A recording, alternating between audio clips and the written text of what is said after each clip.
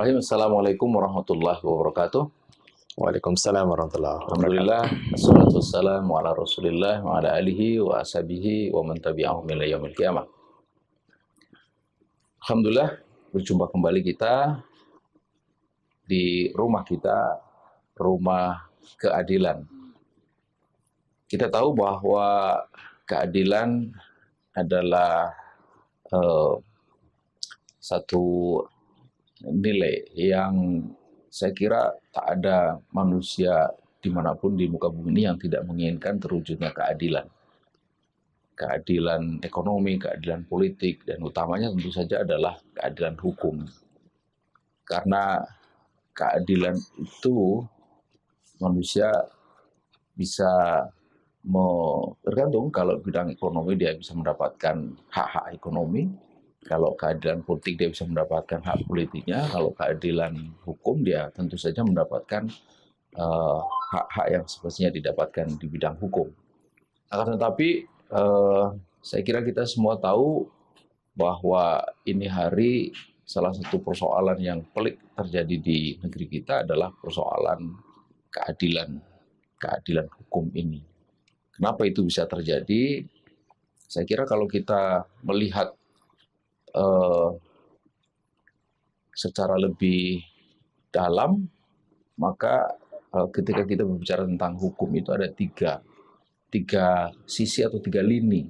Yang pertama adalah tentang teori hukum, kemudian yang kedua tentang bagaimana penyusunan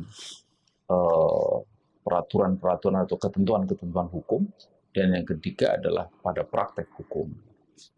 Dan menarik saya kira kita soroti tiga lini ini. Dan alhamdulillah sudah hadir di rumah kita, rumah keadilan, seorang tokoh, anak muda, Bang Chandra Purna Irawan. Purna Irawan. Bukan Purna Irawan. Bakti ya, Purna Irawan. Seorang praktisi hukum, pengacara atau lawyer yang sudah malang melintang sekian lamanya di bidang praktek hukum. Dan sebagai praktisi tentu saja dia bisa merasakan langsung seperti apa ya, keadaan hukum ini hari. Dan salah satu yang saya kira bisa menjadi indikasi sangat nyata tentang keadaan karut-marut dunia hukum kita itu baru lalu OTT ya, Betul. Hakim Agung. Betul. Hakim Agung. Betul, sama Panitra ya. Dari Mahkamah Agung. Agung itu kan menggambarkan dua hal. Yang pertama itu dari segi levelnya dia paling tinggi. Kemudian yang kedua dari segi derajatnya itu disebut agung. Kalau bahasa Arab itu adim. Artinya ini kalau orang mencari keadilan itu kan ada pengadilan tingkat pertama, pengadilan negeri, kemudian banding, lalu kasasi di Mahkamah Agung. Di sana ada Hakim Agung. Jadi kemarin dia kena OTT. Ya. Kedapatan dia menerima suap. Pemirsa bayangkan bagaimana keadilan bisa didapat kalau di ujung lembaga peradilan yang disebut Mahkamah Agung saja itu bisa ditembus dengan sejumlah uang. Jadi saya kira ini semakin memprihatinkan. Nah, gimana menurut Bang Chandra? Baik. Iya. Kalau hukum kita ini, ya. Kalau pernah bisa mengalami situasi kayak gitu, dimintain duit, dimintain. Kalau dunia praktisi yang seperti yang diberitakan itu, saya kira bukan barang baru. Semuanya itu sudah lama. Wah, itu sudah bukan disebut rahasia umum. Kalau yang rahasia kan tersembunyi. Jadi semua praktisi saya kira sudah bukan mafhum lah begitu ya. Dunianya seperti itu. Kadang kalau yang dia, ini mohon maaf misalnya pemain baru, hakim pemain baru itu biasanya bukan pemain baru lah hasilnya, yang baru mau nakal lah gitu ya. Baru mau nakal. Itu biasanya langsung telepon. gitu ya, langsung Telepon apa? ya, Pengacara. langsung telepon pengacaranya lah, telepon Oh, pengacaranya, minta ini, minta itu. iya minta ini minta itu, Minta apa ya? macam-macam. Kalau yang biasanya ada yang apa, minta uang. Kalau uang biasanya dia nggak mau transfer. Transfer kan ada histori. Iya. Biasanya Cash cash. and carry. Betul, langsung cash. Oh. Kemudian biasanya ada barang lain. Yang lebih lucu lagi ini, kalau ini bukan hakim, ada dari penegak hukum yang lain yang sama-sama dalam persidangan, penegak hukum dalam persidangan. Jaksa? Ya, oknum jaksa lah ya. Saya ada juga yang baru mau nakal itu biasanya misalnya minta kipas angin, kulkas, Di-list begitu. begitu, Oh, gitu. dan dikirimnya via WA. Ini biasanya begitu. Ini baru Kipasnya dikirim via WA. Kalau ini baru jadi praktisi yang ini diketawain yang begini nih.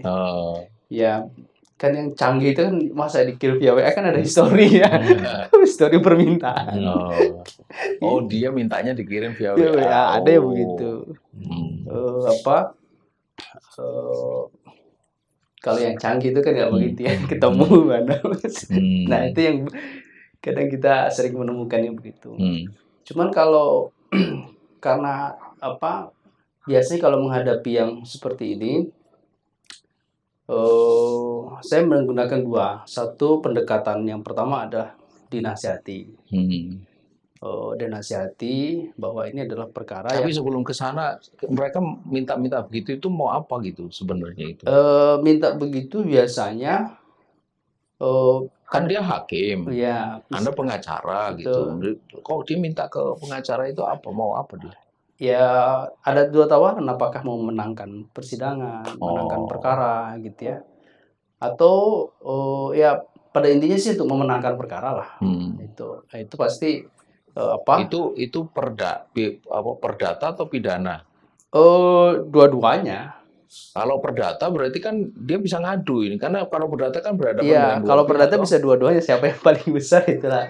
Atau berarti, kalau nggak siapa yang paling besar, misalnya nih perkara nih, wah ini rumit banget nih, tergugatnya banyak, si penggugat juga kelimpungan nih, mau membuktikannya. Ada istilahnya, karena yang dilawan ini misalkan tergugat ini perusahaan besar, misalnya begitu. Dia misalnya menawari, gimana kalau kami menangkan, padahal tanpa ngasih pun sebetulnya dia udah menang. Harusnya menang ya. Betul, gitu loh. Jadi supaya kesannya dimenangkan begitu. Padahal tanpa ngasih pun tetap menang begitu. Gitu. Itu biasanya untuk gugatan perdata yang lawannya banyak. Penggugat menggugat banyak orang, pasti kelimpungan itu. Hakim agak kelimpungan kalau tergugatnya banyak. Kenapa? Karena setiap tergugat kan akan membela, setiap tergugat, gitu. Nah, daripada pusing gitu ya, udah biasanya begitu. Nah, hakim akan mendatangi pihak tergugat, seolah-olah dimenangkan, padahal tanpa bayar pun, tanpa ngasih pun udah menang. Menang kalah, kemudian juga mungkin atur vonis gitu. Vonis, betul, jatuh vonis. Berat ringan. Berapa tahun. Betul. Kalau untuk vonis biasanya oknumnya bisa di jaksa, bisa di hakim, dan bisa di pengacara sendiri. Jadi oknum itu di 3 lingkaran ini dapat inilah.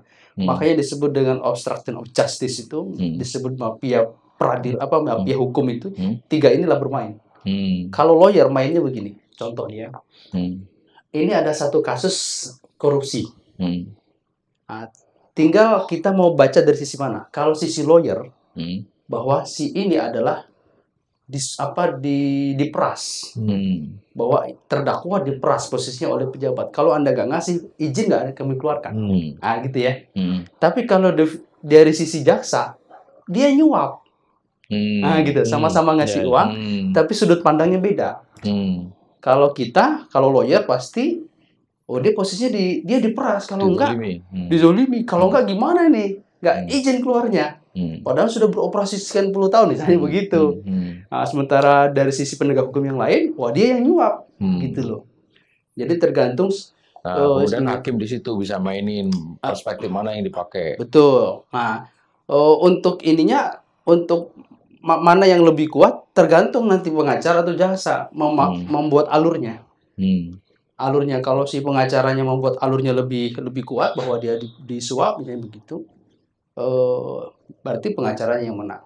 Tapi bisa aja pengacara sama jaksa bermain, bisa begitu. Oh, di situ. Jadi ngatur ini sebenarnya kan lawan, pengacara sama jaksa kan lawan. Betul, lawan. Tapi ini lawan bisa diajak kawan. Bisa diajak kawan. Tinggal misalkan sekarang mau sisi alur mana yang mau dipakai. Oke, alurnya versi pengacara. Maka diatur lah dia. Diatur lah misalnya dari sisi bukti-bukti, kemudian saksi-saksi ya gitu loh. Bahwa betul terdakwa ini diperas.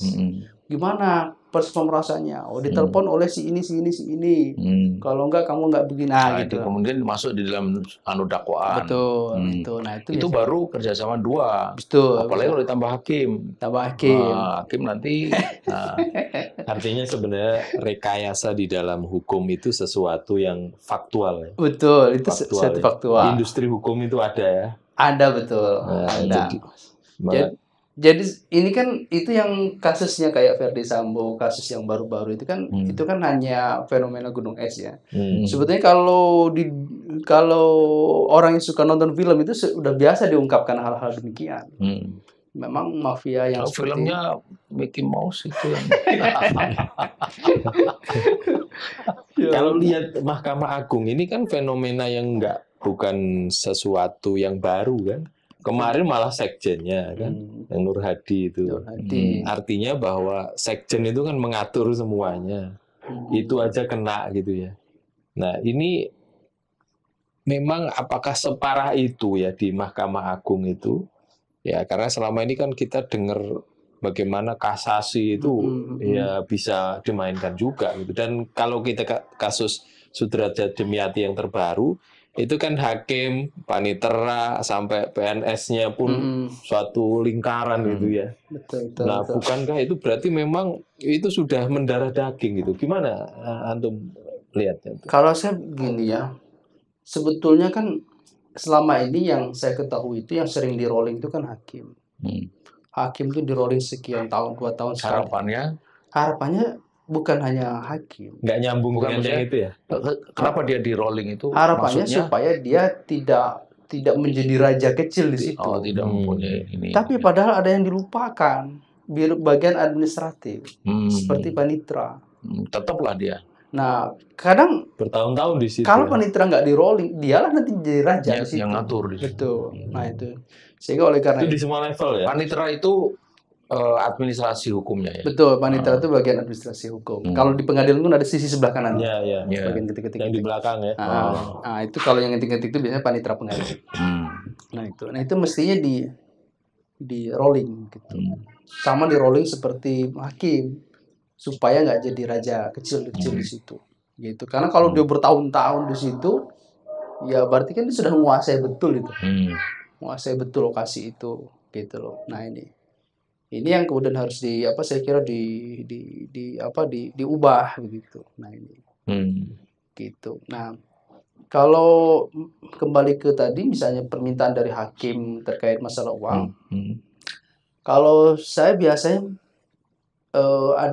secara langsung menasihati. Kalau tidak menasihati, biasanya saya begini.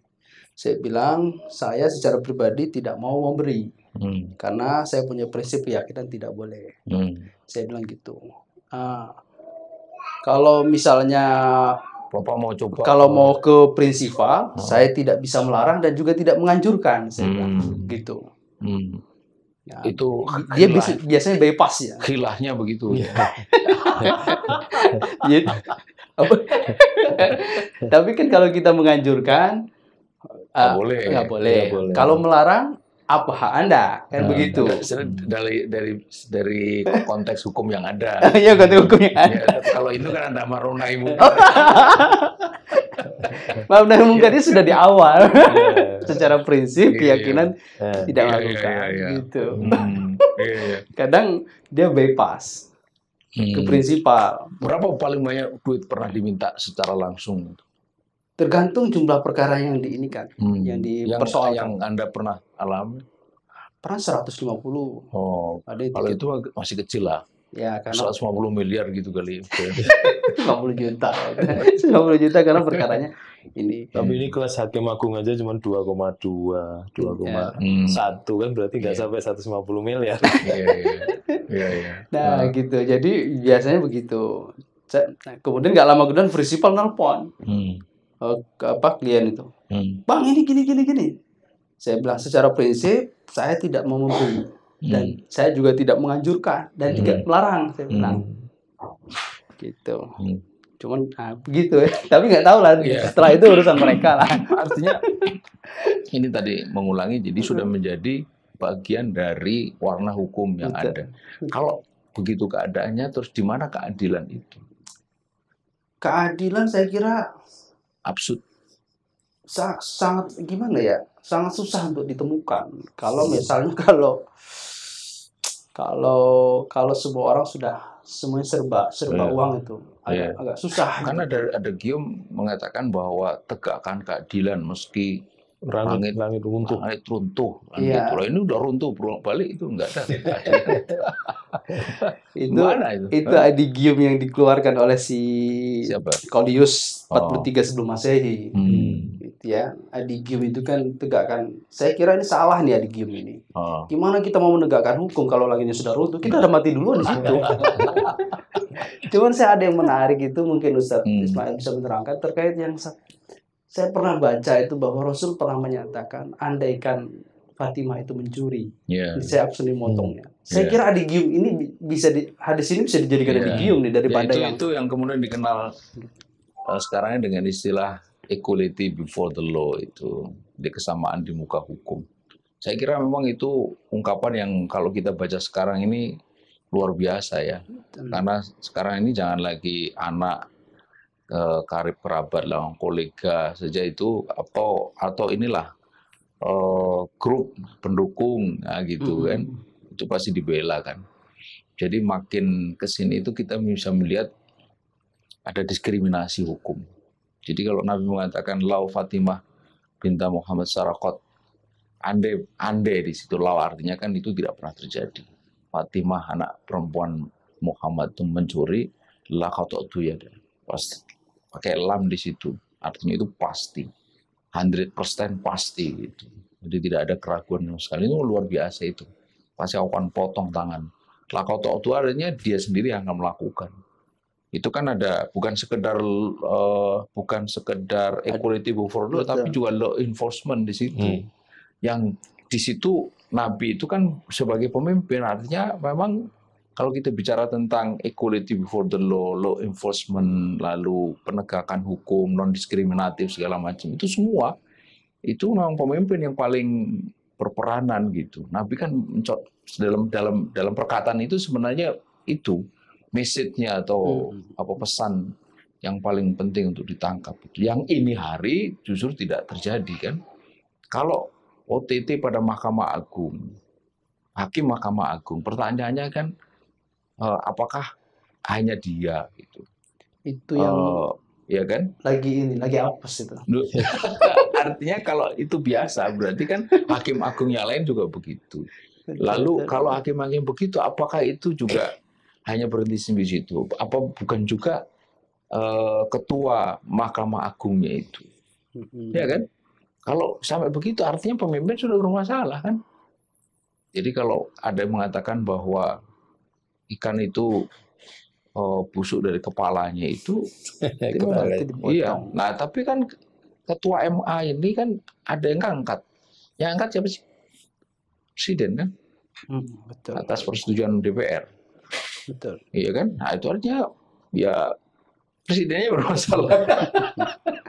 Itu kemarin ada fakta menarik itu, ada seorang mantan itu ya, mantan hakim agung. Dia sebutkan di Mahkamah Agung itu tinggal 2 orang yang bersih, yang mirip sama Artijo itu kan, Al-Kostar itu.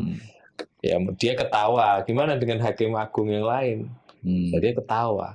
Artinya bahwa ya podo wae gitulah. Ada. Tapi ada disebut nama ya 2 yang masih bagus. Iya, ada. Enggak, saya pikir dia akan mengatakan yang bagus di sana itu tinggal 21-nya itu patung. Itu kan Hakim Agung sudah jelas. Sebelumnya kan jaksanya. Tadi kan nyambung ya. Jaksanya, pengacaranya. Ya, pengacaranya ada. Polisinya sudah. Polisinya udah. Rakyatnya jadi babak belur gitu kan. Iya. Nah, terus gimana? Sebetulnya hukum itu sangat efektif untuk menghancurkan apapun. Dari mulai bisnis, dari mulai politik. Itu pasti menggunakan pendekatan hukum. Iya. Jadi alat ya. Betul, hukum itu jadi alat. Ini kan gelapnya hukum yang ada ini hari. Pertanyaannya, kenapa itu bisa terjadi? Apakah itu semata karena faktor orangnya? Ataukah memang ini dipengaruhi juga oleh proses, kalau bahasa ininya itu enactment ya, proses legislasinya gitu? Atau memang teori hukumnya juga bermasalah gitu? Tiga-tiganya bermasalah gitu. Jadi yang mana ini yang kalau menurut saya 2. Satu dari regulasi. Dari regulasi yang salah. Yang kedua diimplementasi. Sebagai contoh nih. Tentang kepolisian. Kepolisian itu sebuah lembaga yang powernya sangat besar. Bahkan sekelas presiden pun bisa ditetapkan tersangka oleh polisi. Maka kan polisi itu dia pegang senjata. Sama kayak tentara pegang senjata. Kedua, kalau polisi dia punya kewenangan untuk menetapkan. Menetapkan tersangka, menahan gitu loh, dan memproses hingga ke pengadilan. Iya, dia mulai dari menyelidik, menyidik, menangkap, menahan. Betul. Nah, menembak. Jadi kewenangan yang besar itu akhirnya dia istilahnya potensi untuk penyalahgunaan kekuasaan itu betul besar sekali. Oleh karena itu ini mesti dipisah kewenangan ini. Satu, kewenangan memegang senjata. Itu berarti kepolisian dalam konteks ini menjaga keamanan. Yang kedua, kewenangan penegakan hukum, institusi yang berbeda. Gitu. Ini artinya Anda ingin mengatakan bahwa ini ada problem di dalam legislasinya. Betul, ada problem di legislasinya, betul. Sehingga ketika legislasinya problem, implementasinya akan sangat besar. Apalagi ditambah dengan orang-orang yang betul. Yang kayak begitu itu, yang apa istilahnya itu? Apa namanya? Bukan mata duitan ya? Iya, permata duitan. Itu dari sisi kepolisian, belum dalam tingkat pengadilan. Misalnya pengadilan, di pengadilan itu ada ruang gelap. Saya lihatnya ketika tingkat banding dan tingkat kasasi. Tingkat banding kasasi kan kita tidak pernah melihat bagaimana bagaimana proses hakim itu memeriksa perkara, memeriksa dan mengambil keputusan. Nah, ini kan yang kita tidak pernah datang. Tidak tahu. Nah, oleh karena itu saya mengusulkan bahwa ujuk-ujuk keluar, ujuk-ujuk keluar nih. Prosesnya nggak. Jadi seperti dosen lagi baca skripsi atau tesis disertasi. Tergantung dia mimpi apa. Betul. Gitu loh. Jadi oleh karena itu bagusnya tingkat banding dan kasasi itu ada pengadilan juga. Betul, dibuka lagi. Atau mestinya nggak perlu ada banding. Itu mungkin dalam masih Islam. Ya kalau Islam kan nggak ada. Artinya itu pengadilan itu ya di situ tak gitu. Sebenarnya kalau dipikir-pikir ngapain juga ada banding, ada kasasi. Betul. Karena faktor ketidakpercayaan ya. Lah ya. Kalau kepercayaan ngapain juga ada pengadilan pertama. Langsung aja banding. Ada kasasi karena nggak percaya sama banding. Langsung kasasi aja gitu. Kalau nggak percaya. Absurd sebenarnya ya. Iya betul. Absurd. Kalau nggak percaya kasasi? Lah. Peninjauan kembali kan? Iya kan jadi nggak selesai. Iya betul. Ya kan. Nah, sementara di setiap lini ada masalah yang tadi disebut gitu. Tapi gini, faktor orang itu sudah umum lah ya di mana tempat. Tapi kan ketika dia menjadi hakim katanya itu kan apa prosesnya itu luar biasa. Kemudian ditekankan betul ini penegak keadilan. Lalu kalau kita kembali kepada ketentuan agama itu kan ada 3 jenis hakim, 2 masuk neraka, cuma 1 yang tidak. Itu dia tahu kebenaran dan menghukumi dengan kebenaran kan gitu.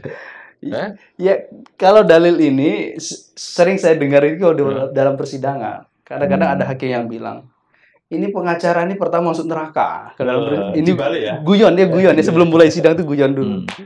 Ada guyonnya. Kenapa majelis? Kalau hakim itu ada hadisnya katanya.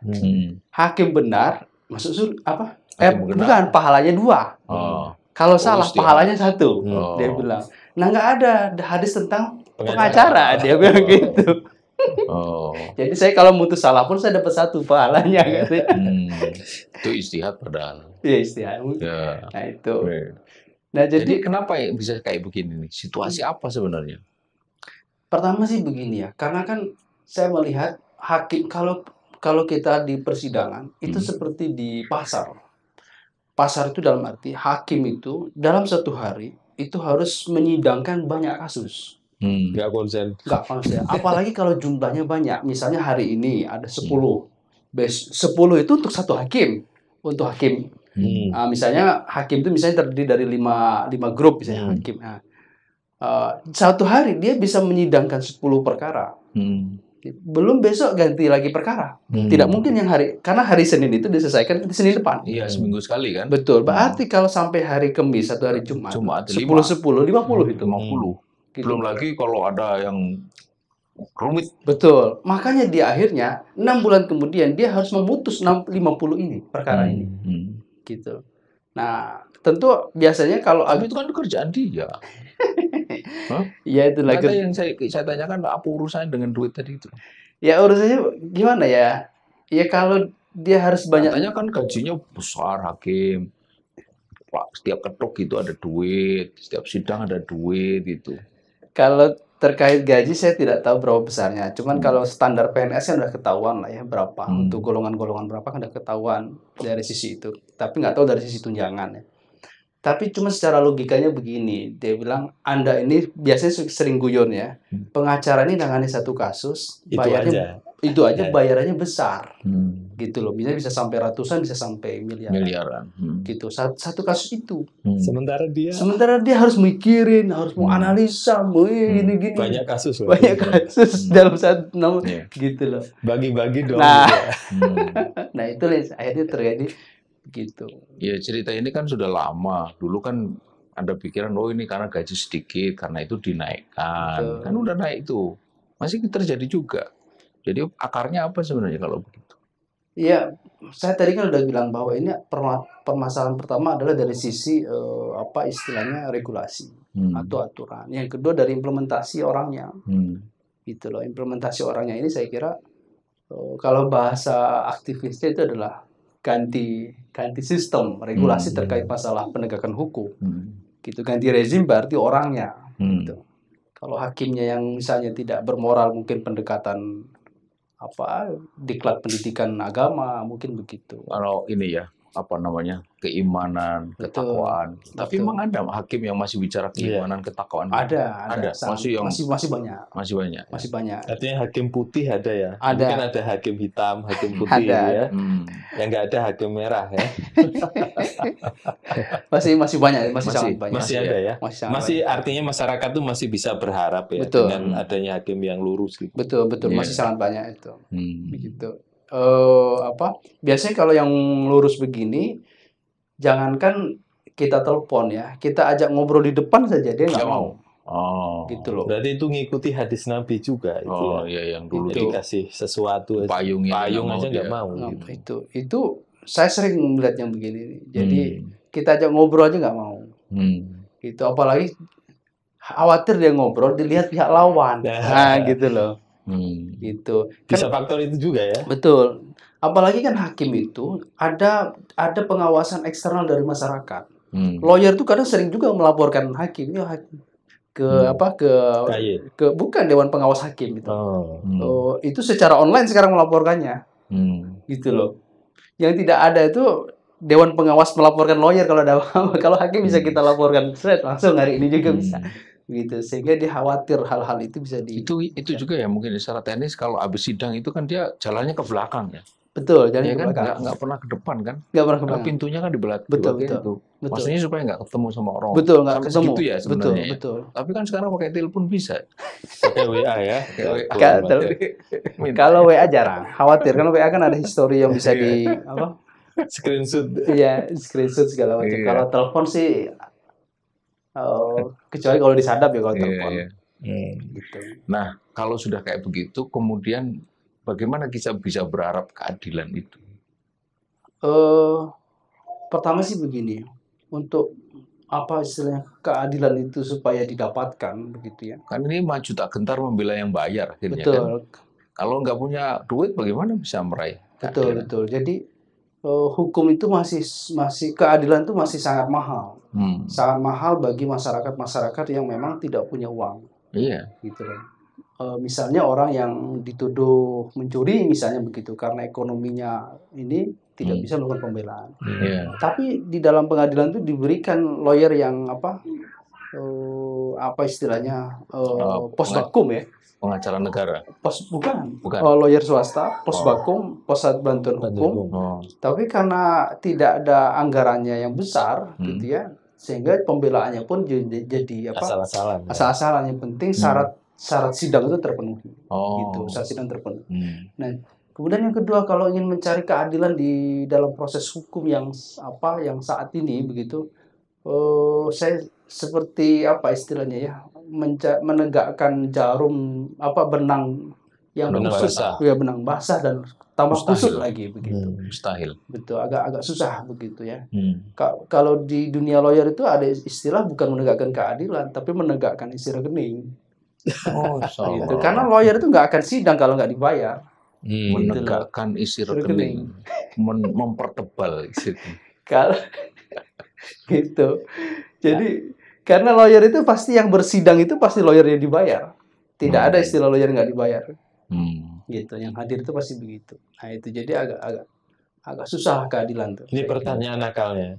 Ada nggak lawyer itu semakin tinggi dibayar, keseriusannya semakin betul, semakin besar semakin serius. Gitu. Betul. Termasuk misalnya mau mengatur alur, makanya yang disebut mafia obstruction of justice itu salah satunya mengatur alur. Mengatur alur itu. Itu inisiasinya bisa datang dari pengacara. Bisa pengacara, bisa jaksa. Gitu loh. Bisa juga dari polisi. Bisa di kepolisian juga. Pokoknya jadi 4 orang nih ya. Polisi, jaksa, hakim, pengacara. 4 ini bisa mengatur. Gitu loh, bisa mengatur. Nah, disitulah yang disebut dengan mafia itu. Jadi yang disebut kalau mafia hukum itu hanya di kepolisian tidak tepat. Di lawyer pun bisa dunia-dunia begini. Dan itu nggak bisa jalan sendiri kan? Nyambung-nyambung. Oh bisa. Jalan sendiri bisa. Makanya ada lawyer hitam, lawyer putih. Betul. Lawyer mau mengatur sendiri pun bisa. Mengatur alur. Makanya tadi saya kasih contoh kasus korupsi penyuapan. Lawyer pasti akan membebaskan mengatur alur dia istilahnya diperas gitu loh. Kalau jaksa tentu ngaturnya adalah dia pelaku penyuapan gitu. Makanya ada lucu kalau ada lawyer yang baru-baru ini lagi trending membela misalnya Sambo, istri Sambo. Ya istri Sambo bahwa saya akan menjadi pengacara objektif. Itu agak susah. Karena pengacara itu pasti subjektif. Tugas pengacara itu membebaskan terdakwa.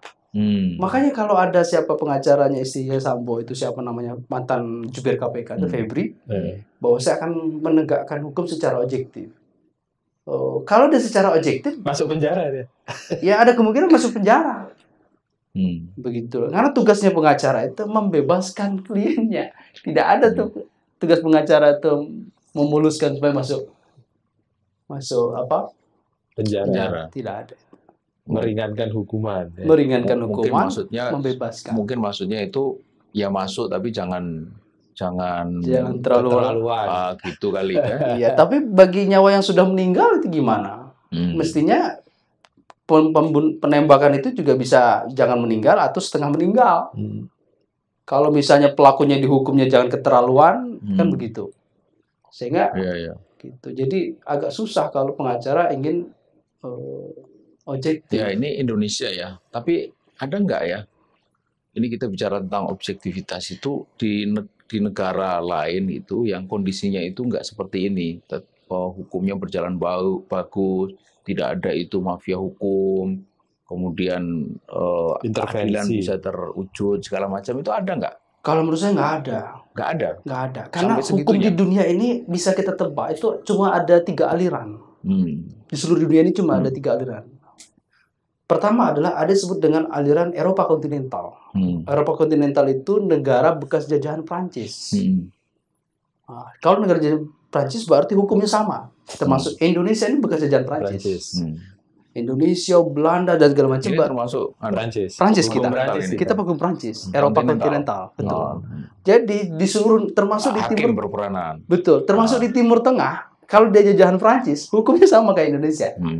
Karena dia Eropa kontinental. Ada yang kedua Anglo-Saxon. Ini jajahan Inggris. Jajahan Inggris. Berarti semua negara jajahan Inggris termasuk Amerika. Itu yang juri. Iya, yang lawyernya bisa keliling-keliling gitu. Iya. Terus juri kan? Iya. Menentukan. Itu juri. Guilty, not guilty. Ya, nah itu kedua. Yang ketiga, ini adalah alirannya versinya komunis. Komunis berarti negara-negara ya komunis. Yang ketiga ini. Itu. Nah, ada yang keempat mestinya. Ini mestinya Ustadz Ismail nih yang bisa menjelaskan nih hukum dalam Islam. Yang ini saya kira banyak tidak digunakan. Termasuk Arab Saudi. Tinggal lihat Arab Saudi jajahan siapa. Atau kalaupun nggak jajahan, siapa yang mengendalikan sejak awal dia pisah. Nah, kalau dia Inggris berarti Anglo-Saxon. Gitu loh. Kalau dia Prancis udah pasti sama dengan kita gitu loh. Interkontinental. Betul. Jadi apakah ada keadilan? Nah, ada sebentar, lanjutkan. Kalau keadilan saya kira kalau sistem hukumnya sama seperti ini, peran pengacara, polisi, jaksa, hakim itu begitu sama aja maka agak susah. Kalau ada orang mengatakan bahwa kalau dengan sistem juri Anglo-Saxon berarti itu katanya bisa lebih objektif karena ya tinggal jurinya aja dibeli. Ya. Argumentasinya bisa. Iya, tinggal jurinya aja. Dan itu terjadi. Dan itu terjadi. Iya. Gitu. Karena jurinya ketahuan ya. Iya, gitu loh. Iya. Jadi jurinya ketahuan siapa-siapa. Betul. Kemudian habis sidang juga bisa ditemui, bisa dilobi, bisa diinikan gitu ya. Meskipun ada yang bilang karantina gitu ya, dikarantina segala macam. Ada emang karantina. Iya, ada karantina. Aturannya betul. Tapi kan bisa ditemui melalui saudaranya, bisa keluarga. Kalau di sama komunis memang ada hukum pengadilan kayak gini. Kalau komunis ada, tapi saya belum tahu detail ya kalau versi yang komunis itu. Gitu. Tapi kalau dalam teori-teori hukum yang dikenal cuma 3 ini aja. Iya. Jadi kalau lihat itu memang tidak ada satupun yang bisa memberikan maksudnya gini, tidak ada sesuatu yang bisa menjadi pegangan untuk orang itu betul-betul berbuat adil, kecuali sesuatu yang lebih besar daripada dirinya kan mestinya gitu. Betul. Itu yang kita sebut sebagai nilai-nilai spiritualism. Betul. Kalau bahasa kita itu ya iman, takwa, kemudian pertanggungjawaban di akhirat. Betul. Itu. Betul. Ya. Saya kira sisi itu yang memang harus yang nggak ada sekarang. Yang nggak ada. Betul. Tapi kan di sini kalau ambil keputusan kan demi keadilan berdasarkan ketuhanan yang Maha Esa gitu kan. Betul. Kalau itu disebutnya irah-irah. Jadi putusan apapun itu apa? Irah-irah itu gimana ya? Kan hakim ini kan wakil Tuhan. Harus seperti itu ya. Harus seperti kalau nggak ada itu putusannya nggak dinilai nanti nggak dianggap. Walaupun itu sebenarnya hanya ira-ira, hanya ira-ira aja. Hanya pemanis. Apalagi sebutnya format bakunya begitulah. Gitu. Pemanis kata-kata, pemanis putusan. Putusan, betul. Nah, saya lihat kenapa keadilan itu agak susah didapatkan. Kan hukum kita ini kan dia lebih kepada tafsir. Tadi saya contohkan terkait masalah kasus korupsi. Tafsir siapa yang mau dipakai? Gitu, tafsirnya pengacara yang dia disuap atau kemudian diperas atau tafsirnya versi jaksa dia penyuap gitu. Nah, tergantung hakim mau ngambil tafsir yang mana. Tafsir itu yang mau diambil. Contoh berikutnya misalnya ya, dalam kasus misalnya kasus perdata. Kasus perdata juga sama. Itu juga menggunakan berbagai tafsir nantinya. Nah, tergantung tafsir itu didukung oleh istilahnya ada legitimasi tambahannya. Bukti argumentasi bukti apa, keterangan ini apa gitu loh. Jadi pas disambung-sambung, ini yang paling ini tafsir ini ternyata agak nyambung nih dengan bukti ini, dengan bukti ini. Gitu loh. Itulah nanti yang kemudian diambil begitu. Nah, ini saya kira dalam proses penegakan hukum di negara kita begitu. Yang kedua, bukti-bukti itu cukup mudah untuk dalam tanda petik diciptakan. Contoh, penetapan tersangka itu kan cuma cukup dua keterangan alat bukti. Dua keterangan bukti. Satu siapa? Saksi pelapor atau saksi terlapor. Yang ketiga, keterangan ahli. Yang kedua, keterangan ahli. Atau yang ketiga ditambah screenshot misalnya, tambah segala macam. Kan mudah sekali. Sangat mudah sekali. Itu untuk menetapkan seseorang itu tersangka atau tidak. Sama juga di dalam kasus persidangan perdata. Kan perdata itu kita ngasih bukti-bukti tertulis, surat-surat penjelasan segala macam. Nah, hakim kan selalu melihat mana ini bukti kopinya, ini mana pembandingnya, ini yang aslinya, kan gitu. Pertanyaan saya, bagaimana teknis hakim itu memverifikasi bahwa ini bukti yang asli dan ini bukti kopi? Bisa jadi ini yang palsu ya? Ini palsu, kemudian dikopi, gitu loh. Bagaimana proses itu? Nah, kan tidak ada verifikasi bahwa ini asli atau tidaknya. Mestinya ini diuji lab dulu, diverifikasi dulu, diuji lab dulu, barulah ini difotokopi, ini dijadikan ininya. Jadi ada pembandingnya gitu.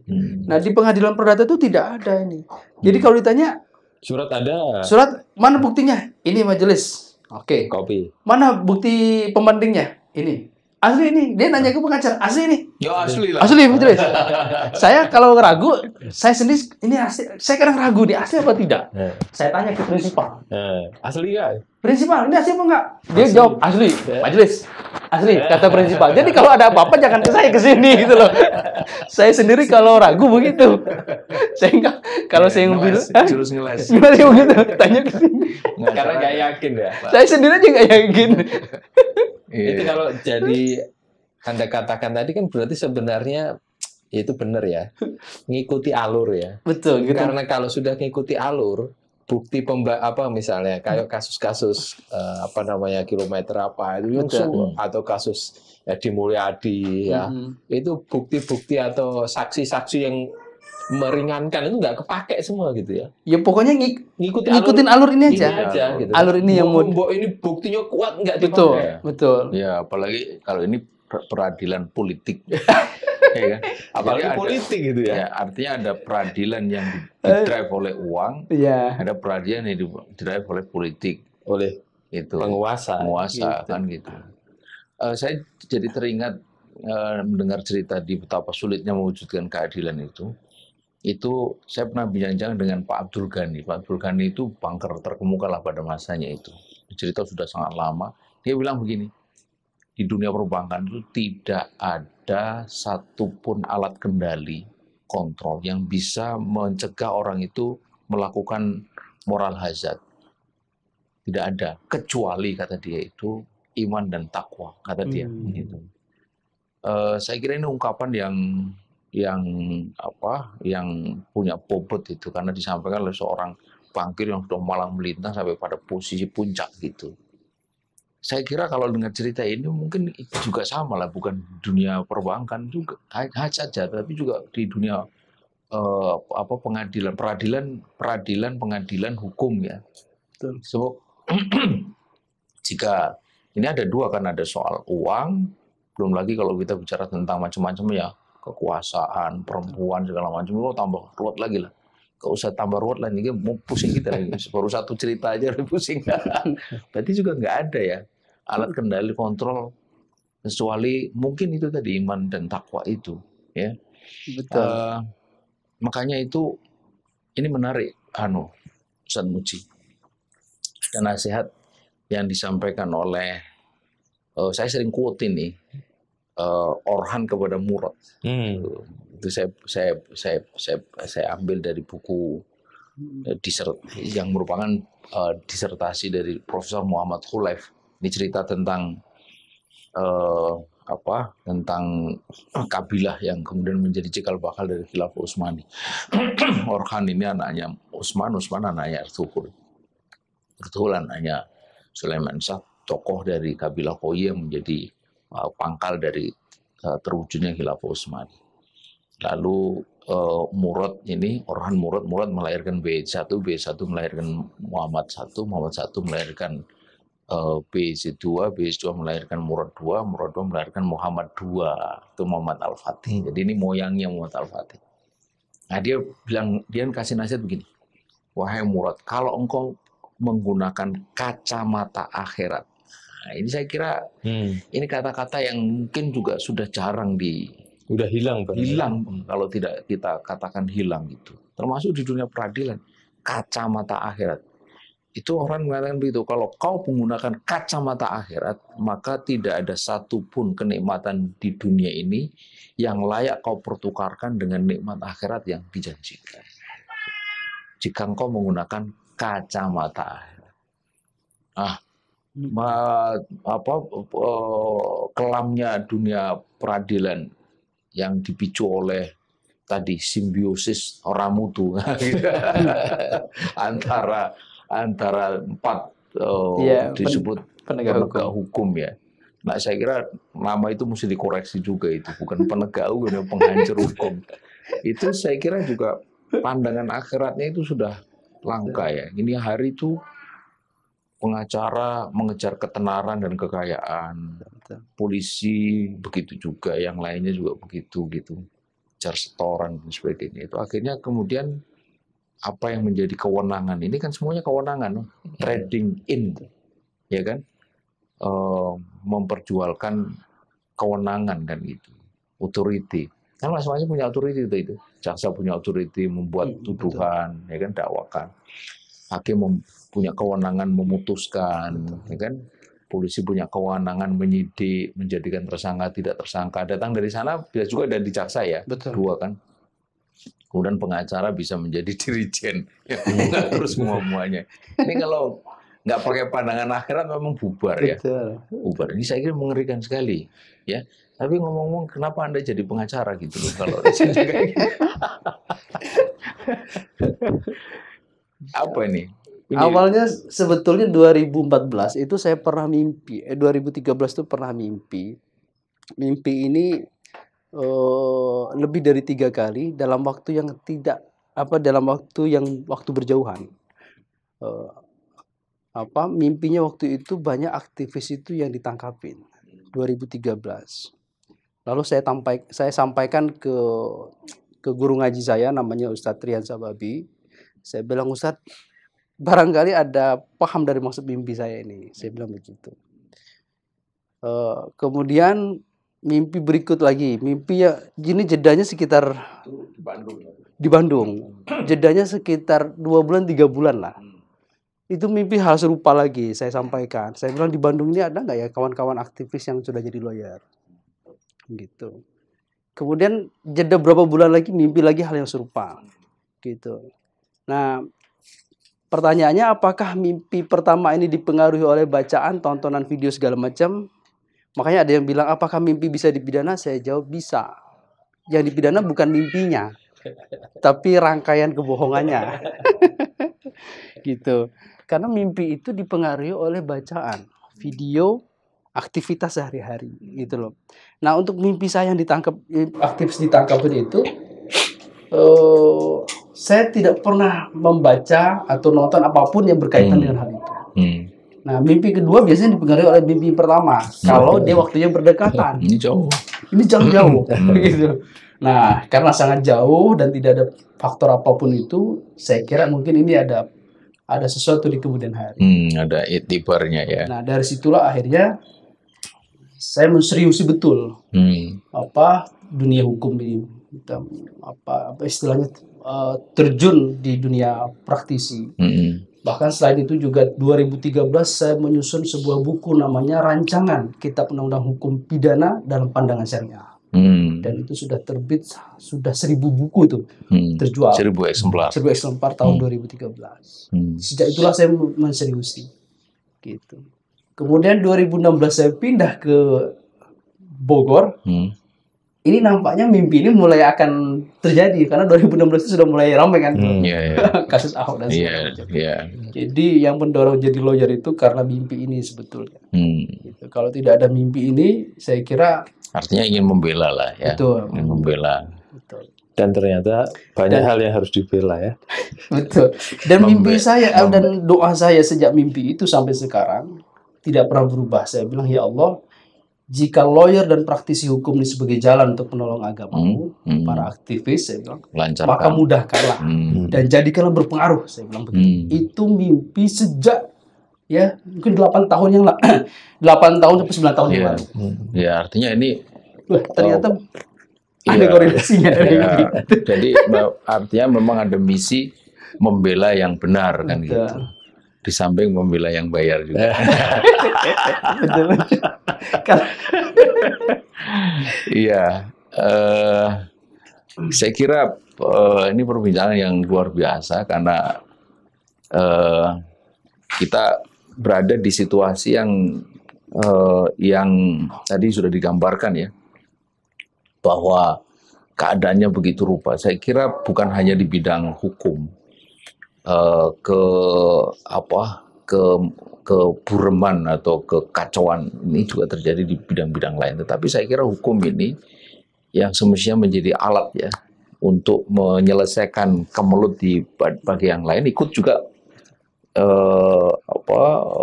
burem gitu. Akhirnya dia menambah kebureman itu. Jadi yang mestinya dia menjadi apa istilahnya itu landing of the last resort gitu.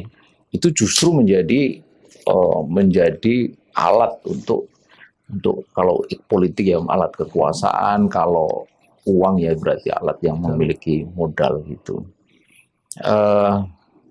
Nah, di tengah situasi seperti itu, saya kira kita menjadi semakin menyadari betapa pentingnya dua hal yang berulang kali kita sampaikan. Yang pertama adalah kualitas sumber daya manusia yang kalau dalam bahasa saya tadi itu yang selalu memiliki pandangan akhirat itu. Soal pandangan akhirat ini kan artinya yang memiliki integritas gitu. Yang integritas itu basis yang paling kokoh itu memang tauhid, pandangan akhirat tadi. Kalau kita menggunakan pandangan akhirat itu kan memang luar biasa itu, Nabi memberikan perumpamaan kan. Jadi tidaklah nikmat dunia dibanding dengan akhirat itu, kata beliau itu kan illa mithlu ma yaj'alu ahadakum fil yami falyandur mataji. Itu kecuali seperti engkau masukkan ujung jari itu ke dalam samudra, lalu tarik dan perhatikan apa yang bersisa di ujung jari itu. Itulah nikmat dunia. Ini hari orang paling kaya di dunia itu namanya Elon Musk. Duitnya itu 3.890 triliun. Berapa banyak itu nggak kebayang lah. Kalau pengacara mungkin bisa membayangkan, tapi kalau kita ini ya. Nah, andai kita punya uang sebanyak itu, tetap aja tidak akan pernah lebih dari air yang menetes di ujung jari. Andai kita punya. Faktanya kita tidak punya, artinya itu lebih sedikit lagi. Benar Orhan bahwa tak layak nikmat apapun dipertukarkan dengan nikmat akhirat yang dijanjikan itu. Jadi saya kira ini yang pertama, sumber daya manusia khususnya di bidang hukum itu menyangkut 4 orang tadi itu yang mestinya punya integritas, dan integritas itu hanya mungkin bila dia punya basis tauhid gitu. Jadi dia takut kepada Allah gitu untuk tidak berbuat adil. Kemudian yang kedua adalah hukumnya itu sendiri. Hukumnya sendiri itu memang hukum yang memang punya spirit tauhid gitu. Dimana kalau orang itu mentaati itu ada nilai-nilai lain kecuali selain perolehan-perolehan bersifat material, apa itu pahala. Pahala kan akhirat juga gitu. Nah ini 2 hal yang saya kira penting gitu. Selain juga soal kekuasaan, soal teladan dari pemimpin dan seterusnya.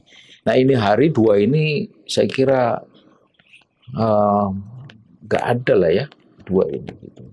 Apalagi dengan teladan pemimpin juga absen. Jadi akhirnya 3 unsur penting yang semestinya bisa yang harusnya ada. Dengan itu terwujud keadilan hukum yang sangat esensial bagi tegaknya macam-macam tadi itu, keadilan politik, keadilan ekonomi, keadilan sosial segala macam itu tidak terwujud. Nah karena itulah pemirsa, saya kira dari perbincangan kita pada saat ini kita bisa mendapatkan pelajaran sangat penting betapa urgennya 3 yang tadi disebut. Disitulah sistem hukum Islam itu memberikan harapan itu, bahkan memberikan kepastian tentang bakal lahirnya atau terpenuhnya 3 unsur penting ini. Sebab 3-tiganya ini itu memang dilahirkan dari sistem hukum Islam. Yang sistem hukum Islam itu memang basisnya adalah keimanan kepada Allah, artinya tauhid. Saya kira gitu ya, Ustaz Muji, dan ini luar biasa. Jadi terakhir nih Bang Chandra, katanya orang paling nikmat di dunia ini bukan yang menang perkara hukum, bukan, tapi yang tidak pernah berperkara hukum. Betul, betul. Betul begitu. Tapi kalau pengacara beda lagi. Apa? Kalau tidak ada case, itu dia malah jadi sedih ya. Tidak ada perkara hukum. Kalau tidak ada perkara, dia malah jadi masalah nanti ini. No case, no money.